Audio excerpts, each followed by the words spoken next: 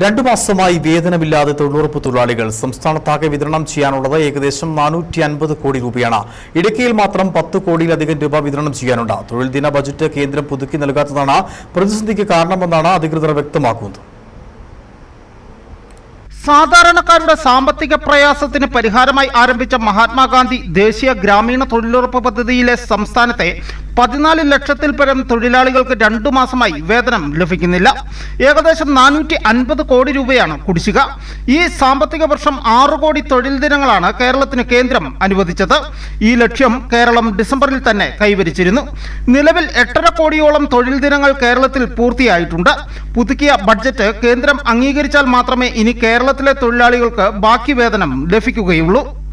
നമ്മുടെ കേരളത്തിൽ 14 ലക്ഷത്തോളം വരുന്ന തൊഴിലുറപ്പ് തൊഴിലാളികൾക്ക് കേന്ദ്രവിഹിതമായിട്ടുള്ള 450 കോടിയോളം രൂപ നമുക്ക് പെൻഡിംഗായി നിലനിൽക്കുകയാണ്.